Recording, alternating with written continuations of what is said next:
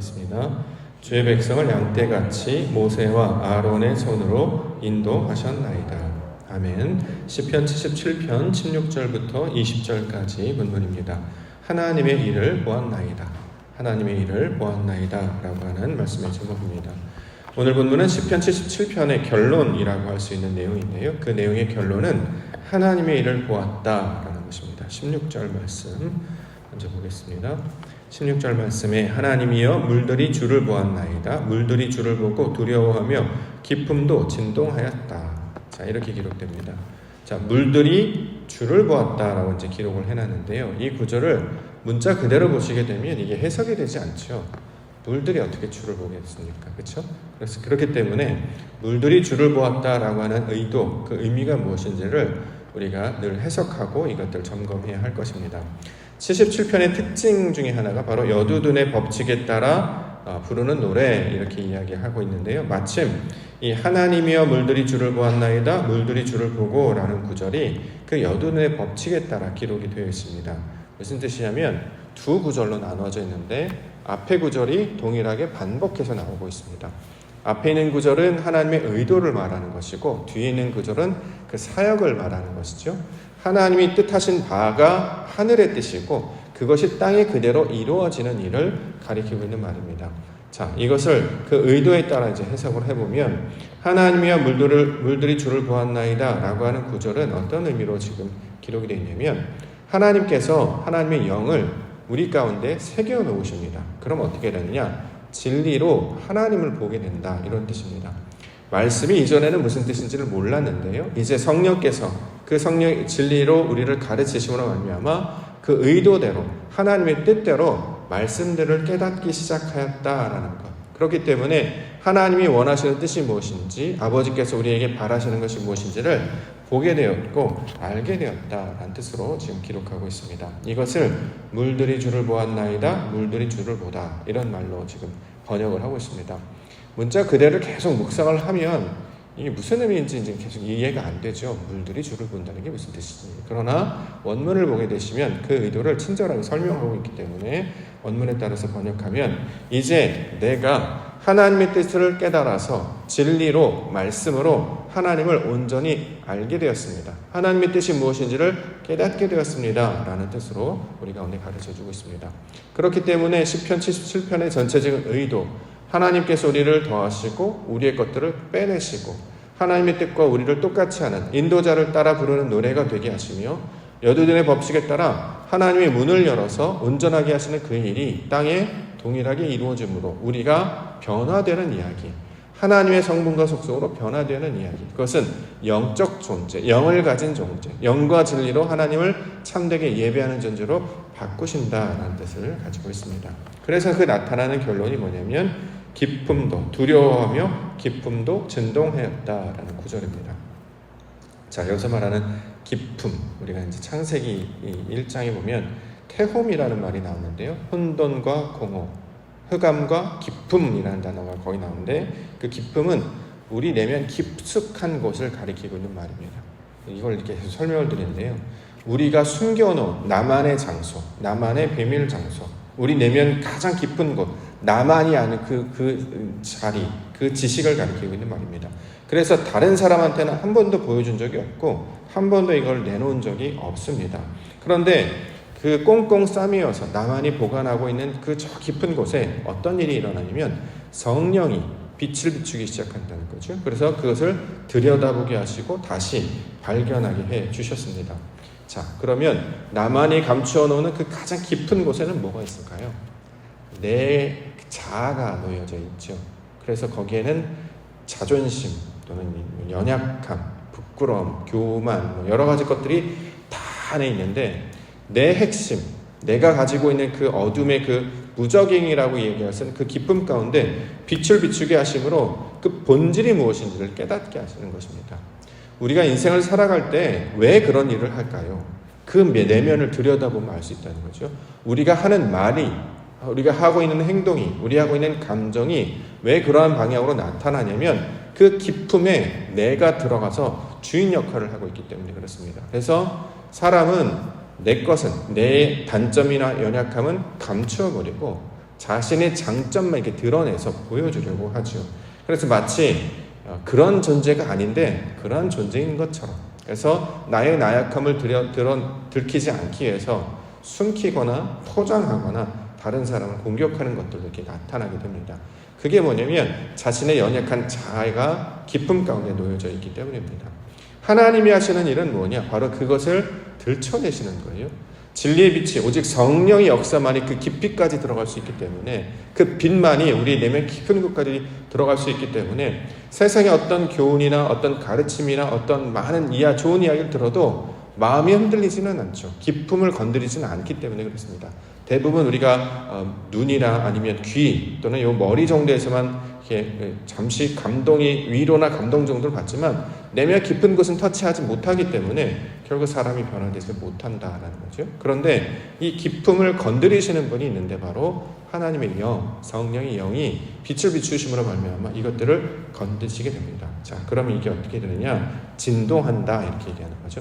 흔들어내는 것입니다. 이걸 이제 그 다음에 땅이 흔들리다라는 말씀으로 설명하고 있는데, 하나님의 역사가 나타나게 되면 이 땅의 역사를 통해서 내 속사람, 저 깊은 곳 가운데 있는 그 가장 깊은 비밀들을 꺼내어서 들춰내심으로 이것을 깨끗하게 하시고 정결하게 하시고 새롭게 하시라는 하나님의 의도가 담겨져 있습니다. 17절과 18절 말씀 보겠습니다. 구름이 물을 쏟고 궁창이 소리를 내며 주의 화살도 날아갔나이다. 회오리 바람 중에 주의 우레소리가 있으며 번개가 세계를 비추며 땅이 흔들리고 움직였나이다. 자, 저 기품을 건드리게 되면 어떤 일이 일어나면 영적인 동요가 일어납니다. 마음이 흔들리게 된다라는 거죠. 이것을 땅이 흔들리다라는 것을 묘사를 했습니다. 성경에서 지진이라는 일 또는 땅이 흔들리다는 이런 이야기들이 이제 가끔씩 소개를 해요. 그건 무슨 일을 하고 있는 거냐면 내 마음이 흔들린다는 뜻이에요. 땅이 우리를 가리키는 말이잖아요. 하늘의 것이 우리 안에 땅에 내려줌으로 말미암아 우리 땅에 있는 걸 가만두지 않고 흔들어 버린다는 거죠. 그래서 굳어지고 딱딱해졌던 그 마음을 하나씩 갈아 엎어내시는 하나님의 이야기를 다루고 있는 것입니다. 원래 우리는 자기의 세계관으로 살아가죠. 어렸을 때부터 갖춰놨던 대부분 이제 세상의 교훈을 갖춰서 자기가 만들어 놓은 자기만의 세상, 가치관, 자기의 성, 자기네 만든 탑, 자기들의 어떤 기준, 어떤 스스로 얘기하는 어떤 인성, 인격 이런 걸 가지고 이제 살아간다라는 거죠. 자, 견고합니다. 그 무엇으로도 그것을 찌르거나 흔들리지 않습니다. 아무리 바깥에서 진리를 이야기해도 사실을 이야기해도 자기가 한번 세워놓은 어떤 기준이 있다면 결코 이거를 수정하거나 외면하려, 그러니까 바꾸려 들지 않죠. 그래서 이 종교라고 하는 게 무섭다라고 하는 이유가 내가 믿는 그 신념은 절대 바뀌지 않습니다. 그리고 이것은 굉장히 잔혹하기 때문에 이것이 도전이 받으면 사람은 화를 내게 돼 있고 이것을 하면 굉장히 공격적으로 바뀌게 됩니다. 왜냐하면 내 신념이 무너지는 것. 그럼 신념이 무너진다는 건 정체성을 가리키고 있는 말이거든요. 자신이 스스로 옳다고 믿었던 그것이 아니라고 이야기하면 그걸 견디려낼 수 없다라는 거죠. 자, 근데 놀랍게도 하나님께서 우리 가운데 빛을 비추셔서 진리를 보게 하세요. 사실을 보게 하신다는 거죠. 내 위치가 어딘지, 내가 가지고 있는 지식과 내가 가지고 있는 능력이 어디까지를 객관적으로 보게 하십니다. 그러면 나는 정말 바다 한가운데 점조차도 보이지 않는, 우리가 조금만 높이 올라가면 우리의 존재가 보이지 않는 것처럼 우리가 얼마나 미약한 존재임을 하나님을 깨닫고 나면 그때 비로소 나타나게 됩니다. 내가 얼마나 내가 가지고 있는 그 세상 가운데 갇혀 살았는가, 내가 얼마나 그 말도 안 되는 거에 붙들려 살았는가, 그걸 놓아버리면 그냥 다 끝나는 일인데, 보내버리면, 그것을 떠나버리면 아무 일이 안 일어나는데 마치 그것이 없으면 안 되는 것처럼 거기에 늘 붙들려 산다라는 거죠.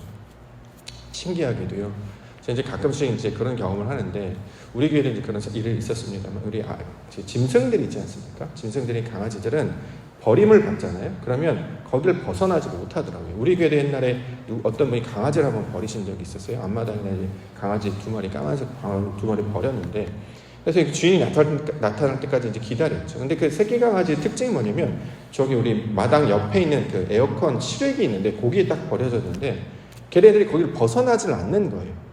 둘이서 그냥 땡글땡하면서 거기서 오줌 싸고 똥 싸고 계속 뒹굴뒹굴해서 이틀인가 3일인가 이제 기다려도 주인이 나타나지 않길래 거기다 이제 뭐 상자도 놓고 이렇게 우산도 해주고 뭐 비도 가리고 햇빛도 가리고, 결국에는 이거 어쩔 수 없어, 이걸 어떻게 해야 되나, 뭐 보호소에 맡겨야 되나, 보통 이제 보수에 맡기면 이제 7월 정도 있다가 완락사 시킨다는 얘기도 있고, 혹시 맡아 키우실 분이 있는가 하여서 이제 찾기도 하고, 그래서 어떤 분이 맡아 키우시겠다라서 이제 그분한테 이제 드렸던 경험이 있는데요. 그때 제가 느끼는 느낌은 여기만 벗어나면 될 텐데, 그러면 뭐 본인들이 살아갔을 때 지식이 없거나 우리가 경험이 없으면 거기 벗어나지 못한다는 거죠. 마치 광야에서 놓여져 있는 우리와 같이 구름 기둥과 불 기둥이 우리를 비추거나 가려주지 않으면 한 걸음도 앞으로 나아갈 수 없습니다. 자, 우리가 이제 그런 모습을 한다는 거죠. 애굽의 상태로 계속 살아간다는 거예요. 자신이 세워놓았던 어떤 자신만의 어떤 람세스, 자신만의 어떤 신전, 자신만의 어떤 신앙을 통해서 거기에 붙들려 있으면 밖에서 아무리 다른 이야기가 들려도 결코 그걸 부서뜨릴 수 없습니다. 근데 놀라운 것은 하나님께서 그 세계관을 뚫고 들어오시는 거 아닙니까? 우리가 어떤 신앙을 가지고 있으면 그 신앙이 계속해서 깊어지게 되고 확장되어야 되는데, 그냥 자기가 10년 전에 가지고 있던 신앙, 20년 전에 가지고 있던 신앙, 거기에 딱 붙들려 있어서 이거 아니면 안 돼. 그러니까 하나님을 더 깨달으려고 시도도 하지 않고 거기에 붙들려 있어서 변화도 안 되고, 이런 굳은 모양으로 살아가게 된다라는 거죠. 그런데 오늘 본문을 보면 하나님이 하시는 사역이 우리 가운데 나타나게 되면 어떤 일이 일어나면 한 번도 해본 적이 없는 일을 하게 된다는 거예요. 땅이 흔들리지 않습니까? 내 마음을 흔들어요. 내한테 왜 이런 마음이 들지? 자신도 모르고. 그래서 내가 원했던 방식이 아닌 무언가 바깥에서 원했던 그런 힘들로 나를 이끌어가는 일. 그래서 회오리 바람, 우레소리, 이게 다 하나님께서 하시는 역사들로 우리 가운데 말씀하고 있는 것입니다. 하나님이 하시는 일에 우리가 예민하기 시작하게 되면 그 내가 있던 그 자리에서 갈대아 우르라고 하는 자기 집에서 하나님이 말씀하시는 헤브론 땅으로 움직여지게 된다는 거죠. 이 자리에서 저 자리로 나아가야 된다는 것입니다. 이게 영적인 변화를 나타내는 거죠. 요단강을 건너야 되죠. 이브리 사람이 건너야 히브리가 되지 않겠습니까? 근데 건너지 않고 자꾸 자기의 신앙이 있다는 거예요. 유대인도 마찬가지예요. 성소에 나왔다면 어디까지 나아가야 됩니까?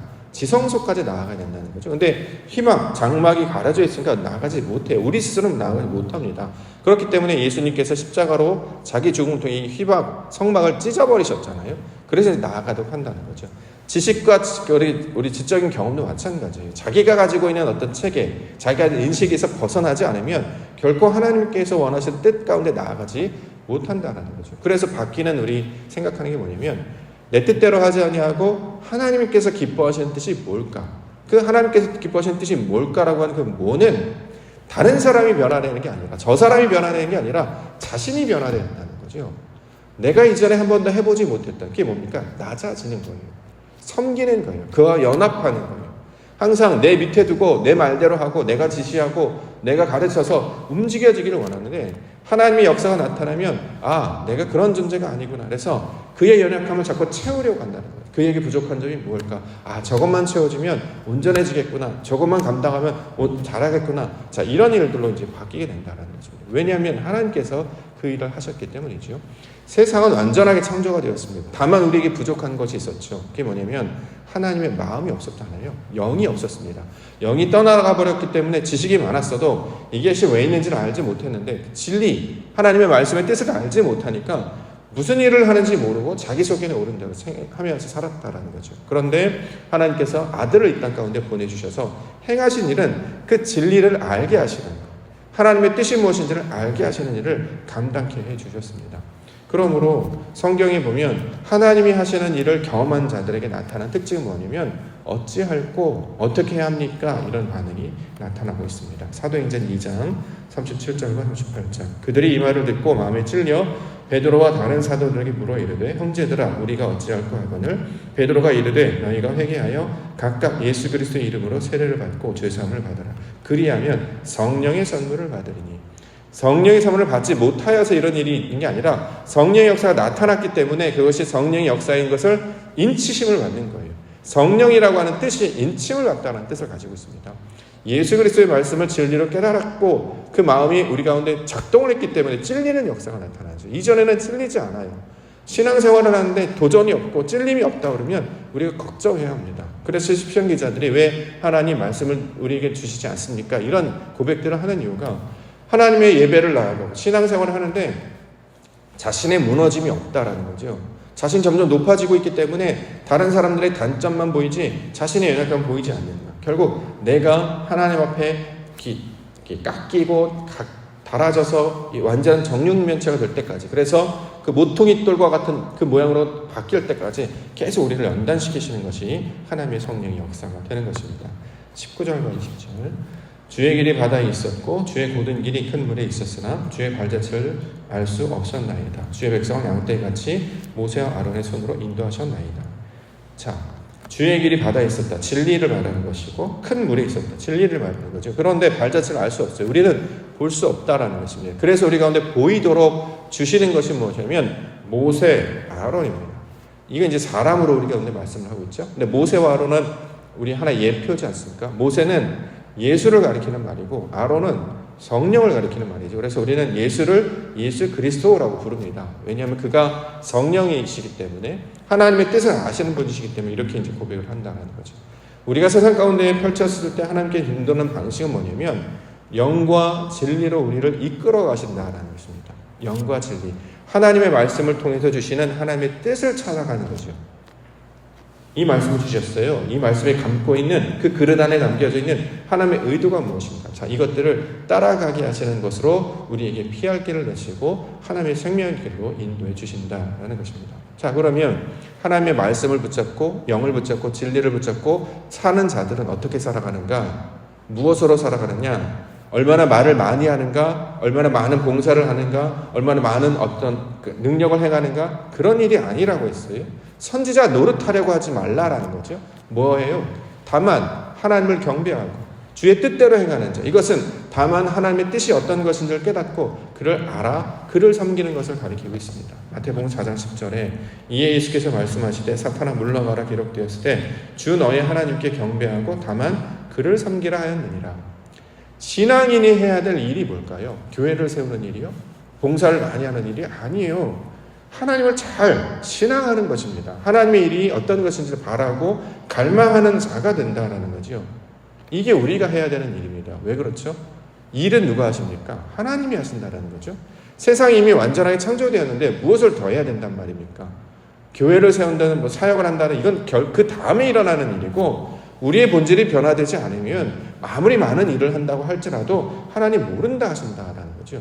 왜냐하면 하나님의 관심은 우리가 변화되지 않았는데 우리가 수천 개의 교회를 세운들 그것이 하나님의 일을 내는 것일까요? 사람의 일을 내는 것일걸요?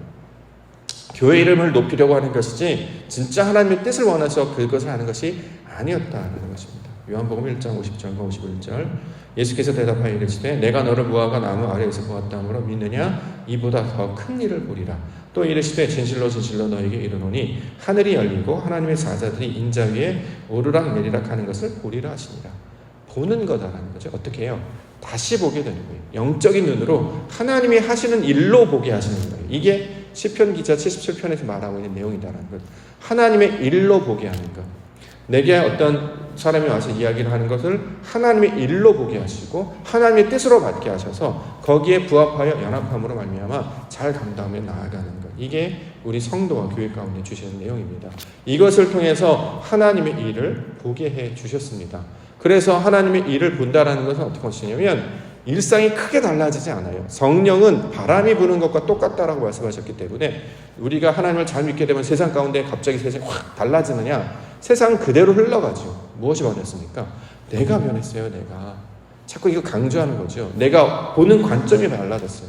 내 뜻대로 돼야 되고 내 마음대로 돼야 되고 내가 원하는 대로 돼야 하는 그 세상에서 내가 오늘도 그 부분이 되어서 하나님이 주시는 하나의 역할을 해서 우리에게 주시는 역할들이 있지 않습니까? 집에서 뭐 남편으로, 아들로, 아빠로, 또 교회에서 성도로, 집사로, 권사로, 목사로 역할들을 주셨잖아요.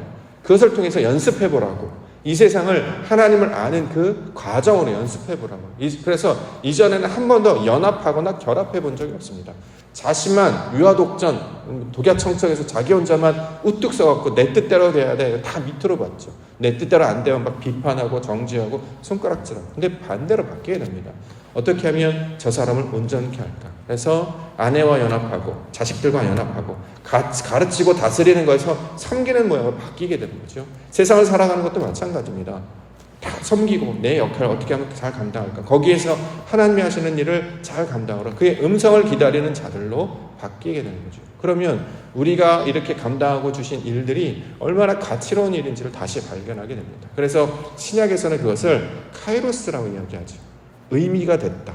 이전에는 의미 없이 그냥 흘러가는 시간이었다면 이제는 다 한순간 한순간이 의미가 되었다라는 거죠. 오늘 7월 1일인데요. 그냥 7월 1일입니까? 한 달이 바뀌었어요. 새롭게 한번 또 살아가라고 하나님께서 기회를 주신 거 아닙니까? 그래서 첫 시간에 우리가 처음으로 다짐하고 결심하자고 매번 연습을 해요. 월상 예배로 하고 어쩔 때 세달 새벽 예배를 하고 이걸 채워가야 되지 않겠습니까? 이거 언제까지 이렇게 내버려 두실 것입니까? 그냥 그렇게 좀 더 잦아 좀 더 조절해 흘러가실 것입니까? 영적인 도전이 하나도 없는데 이미 하나님이 주신 것에 대한 의지가 없는데 어떻게 하나님이 우리에게 주신 걸 발견할 수 있겠습니까?